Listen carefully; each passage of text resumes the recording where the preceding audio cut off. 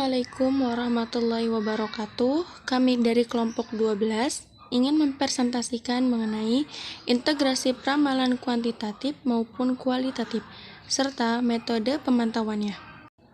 Berikut ini adalah nama-nama anggota kelompok kami. Kelompok kami beranggotakan 2 orang. Yang pertama, Rini Hapsoh. Yang kedua, Mila Amelia. Materi yang pertama yaitu integrasi peramalan kuantitatif kualitatif. Kuantitatif adalah peramalan yang menggunakan berbagai model matematis atau statistik dan data historis atau variabel-variabel kausal untuk meramalkan permintaan. Kualitatif adalah metode peramalan yang bersifat subjektif dibandingkan dengan kuantitatif. Hal ini karena metode peramalan kualitatif dipengaruhi oleh emosi, pendidikan, intuisi, pengalaman si peramal, sehingga hasil setiap orang akan berbeda. Selanjutnya, masih mengenai integrasi peramalan kuantitatif kualitatif. Metode kuantitatif terbagi menjadi 2, yaitu metode time series atau deret waktu, merupakan metode peramalan yang menghubungkan keterkaitan antara variabel dependen atau variabel yang dicari dengan variabel independen atau variabel yang mempengaruhi, kemudian dihubungkan dengan waktu, mingguan, bulan, atau tahun. Yang kedua yaitu metode kasual atau casual method atau metode sebab akibat. Metode ini dasarkan pada keterkaitan antara variabel yang diperkirakan dengan variabel lain yang mempengaruhinya, namun variabelnya bukan dalam bentuk waktu. Selanjutnya yaitu metode kualitatif. Metode ini terbagi menjadi 4. Yang pertama, survei pasar, yaitu metode ini dilakukan dengan cara mencari masukan atau pendapat dari konsumen yang berpengaruh terhadap rencana pembelian pada saat periode pengamatan. Survei dapat dilakukan dengan menyebar kuesioner, wawancara langsung, atau telepon. Yang kedua yaitu juri dari opini eksekutif. Untuk melakukan metode ini, caranya dengan meminta opini atau pendapat dari kelompok kecil yang terdiri atas manajer pemasaran, manajer produksi, manajer teknik, manajer keuangan, dan manajer logistik. Dan hasilnya kemudian digabungkan dengan model statistik. Yang ketiga yaitu gabungan tenaga penjualan.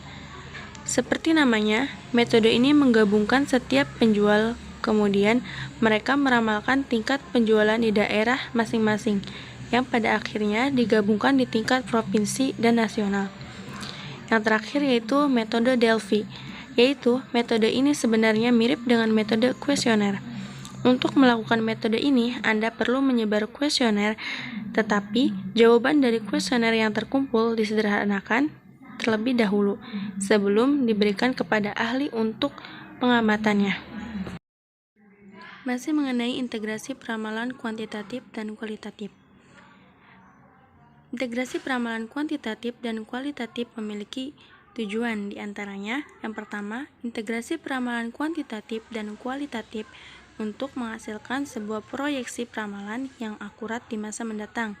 Yang kedua, integrasi peramalan perlu dilakukan untuk meminimalisir terjadinya kesalahan dalam penyusunan proyeksi. Untuk slide selanjutnya akan dijelaskan oleh Mila Amelia. Metode pemantauan terhadap relevansi metode peramalan kualitatif terbagi menjadi 3, yaitu metode proyeksi subjektif, metode eksplorasi, dan pendekatan normatif. Metode proyeksi subjektif adalah metode yang didasarkan pada penilaian subjektif dari peramal atau analisis reliabilitas. Dalam metode proyeksi subjektif ini terbagi menjadi 4, yaitu opini Dewan Eksekutif Perusahaan. Dalam opini ini, biasanya para eksekutif berkumpul untuk menghasilkan keputusan kelompok mengenai estimasi terbaik atas suatu hal di masa yang mendatang. Yang kedua yaitu gabungan tenaga penjualan. Dalam metode ini, hasil peramalan diperoleh melalui pandangan dari para tenaga penjual dan manajemen penjual untuk masa yang akan datang. Yang ketiga, proyeksi berdasarkan riset. peramalan spesifik, teknik ini ada kalanya disertai dengan penelitian sampel dari suatu populasi yang terdiri dari orang-orang yang berperilakunya dipandang akan menentukan tren di masa yang akan datang. Dan yang terakhir yaitu penilaian probabilitas individu, mengidentifikasi distribusi probabilitas dari suatu kejadian yang tidak pasti di masa yang akan mendatang. Yang kedua yaitu metode eksplorasi, terbagi menjadi 4. Pengembangan skenario, pendekatan Delphi, matrik dampak silang, dan penaksiran berdasarkan siklus kehidupan produk. Nah, dalam metode eksplorasi ini terbagi menjadi 4. Yang pertama, pengembangan skenario.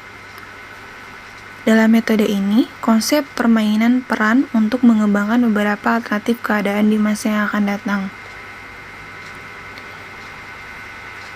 Dan yang kedua, pendekatan Delphi. Pendekatan Delphi ini yaitu diskusi panel yang mencakup beberapa ahli atau yang dianggap sebagai pengetahuan yang memadai mengenai kegiatan yang akan diramalkan. Yang ketiga, metrik dampak silang. Pada teknik ini didasarkan metrik untuk mengurangi 2 tipe data. Nah, 2 tipe data ini, yang pertama yaitu digunakan untuk mengestimasi probabilitas bahwa setiap perkembangan yang akan terjadi dalam beberapa periode waktu yang dispesifikkan di masa yang akan datang. Nah, untuk tipe kedua, digunakan untuk mengestimasi probabilitas bahwa terjadinya setiap perkembangan yang potensial akan mempengaruhi pada kemungkinan terjadi setiap kejadian lainnya. Nah, 2 tipe ini digunakan untuk apa sih? Nah, 2 tipe ini digunakan untuk menghimpun perkembangan yang mungkin di masa yang mendatang. Dan terakhir yaitu penaksiran berdasarkan siklus kehidupan produk. Teknik ini biasanya untuk kegiatan tertentu. Ada suatu kurva yang lazim digunakan serta dapat bertanggungjawabkan secara teoritis maupun empiris. Nah, contohnya di bidang pemasaran, siklus hidup produk dapat diramalkan menggunakan kurva S. Pendekatan kurva S dapat digunakan untuk peramalan perkembangan suatu teknologi baru.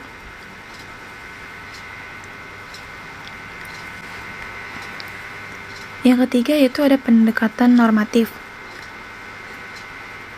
Teknik ini diadopsi dari teori pengambilan keputusan dan teori organisasi, di antaranya yang pertama, pohon relevansi. Pohon relevansi ini didasarkan pada teori pohon keputusan dan digunakan untuk mengukur efektifan tujuan di suatu waktu yang akan datang, mengidentifikasikan hal-hal yang diperlukan untuk mencapai tujuan tersebut. Dan yang terakhir adanya dinamika sistem. Pada pendekatan ini dikembangkan di suatu skenario berupa satu sistem. Atas dasar itu, pengaruh setiap perubahan yang diskenariokan pada satu atau lebih dari bagian sistem itu harus dianalisis pengaruh terhadap bagian lainnya pada sistem itu maupun pengaruh terhadap sistem secara keseluruhan. Nah, yang terakhir yaitu adanya kesimpulan dari materi kita hari ini. Metode kuantitatif adalah peramalan yang menggunakan sebagai model matematik atau statistik yang data histori atau variabel-variabel kausal untuk meramalkan permintaan. Sedangkan metode kualitatif adalah metode peramalan yang bersifat subjektif, karena metode peramalan kualitatif dipengaruhi oleh emosi, pendidikan, intuisi, pengalaman, pengalaman peramalan, sehingga suatu setiap orang akan berbeda. Teknik metode peramalan kuantitatif yaitu ada metode time series, metode kausal atau sebab akibat. Teknik metode peramalan kuantitatif yaitu survei pasar, juri dari open eksekutif, gabungan tenaga penjualan, dan metode Delphi. Metode pemantauan terhadap relevansi metode peramalan kuantitatif, yaitu metode proyeksi subjektif, metode eksplorasi, dan pendekatan normatif. Cukup sekian presentasi dari kami, kurang dan lebihnya mohon maaf. Wassalamualaikum warahmatullahi wabarakatuh.